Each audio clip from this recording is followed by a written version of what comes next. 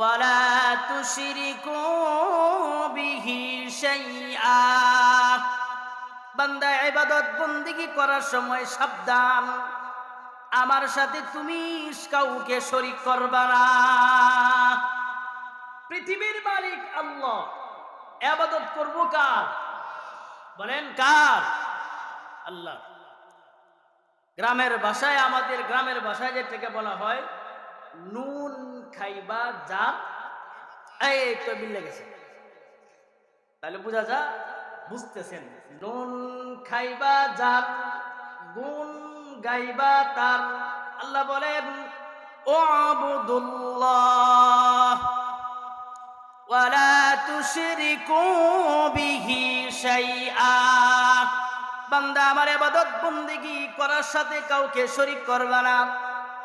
পৃথিবীর মালিক হলাম আমি রব, আমার ইবাদত বন্দেগী তুমি করবা বান্দা।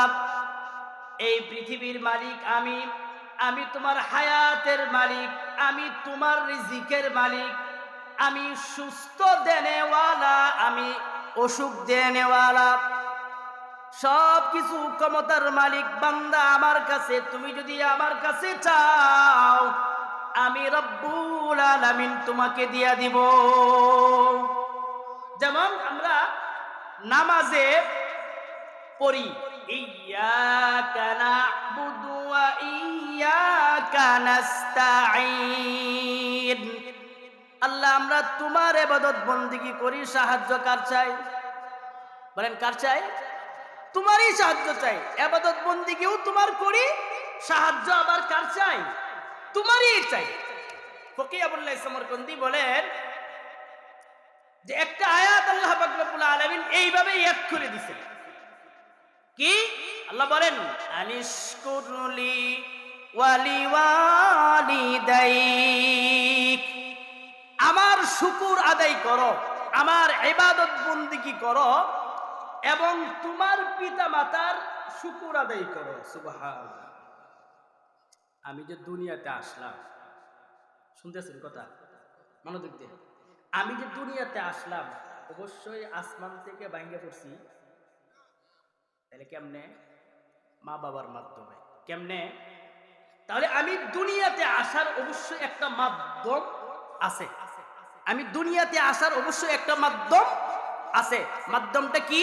পিতা এবং মাতা, মা এবং বাবা। আল্লাহ বলেন আনিশকুরলি ওয়ালিওয়ালিদাইক, বান্দা আমার ইবাদত বন্দেগী করবা, পাশাপাশি পিতা মাতার খেদমত করবা। ফকিহ আবুল্লাহ সমরকন্দি বলেন শোনো দুনিয়ার মানুষ, আল্লাহ কেমন যেন বুঝাইতেছেন যে আমার ইবাদত বন্দেগী তুমি করবা, পিতা মাতার এক খেদমত যদি তুমি না করো তাহলে আমি রব্বুল আলামিন কিন্তু খুশি না। তোমার পিতা মাতার খেদমত করবা, আমার ইবাদত বন্দেগী করবা, দুটা একসাথে হলে আমি রব্বুল আলামিন খুশি। তাহলে মা বাবার দাম আছে না নাই? বলেন আছে না নাই?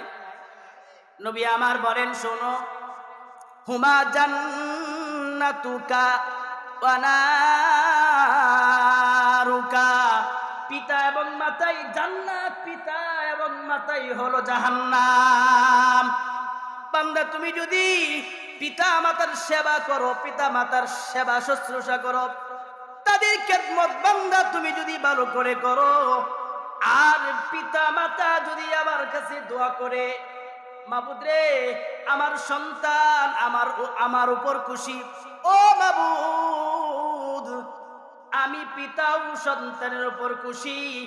কোন ব্যক্তি যদি তার সন্তানের জন্য এইভাবে দোয়া করতে পারে, নামাজ পড়ে পড়ে সন্তানের জন্য দোয়া করে, সন্তান যদি পিতা মাতার জন্য দোয়া করে, আমার রব বলেন এই দোয়া কোনো ব্যারিকেড নাই, ডাইরেক্ট কোন ডাইরেক্ট কবুল, কোনো বাধা নাই। আমি বারাইট্টা মৌলবী আনছেন, সেই কিশোরগঞ্জ থেকে আনার পরে আমাকে বললেন হুজুর বাবার জন্য দোয়া করেন। আমাকে দিয়ে আপনি দোয়া করাইলেন আপনার বাবার জন্য, আমাকে দিয়া দোয়া করাইলেন আপনার মায়ের জন্য। আমি দোয়া করলাম, আমার দোয়া কবুল হতেও পারে। বলেন আমার দোয়া কবুল হতেও পারে। নাও হতে পারে। আর তুমি যদি দোয়া করো তুমি সন্তান হিসাবে বাবার জন্য, তুমি যদি দোয়া করো তুমি বাবা হিসাবে সন্তানের জন্য, আল্লাহ বলেন এর মধ্যে কোনো বাধা নাই। সুবহানাল্লাহ।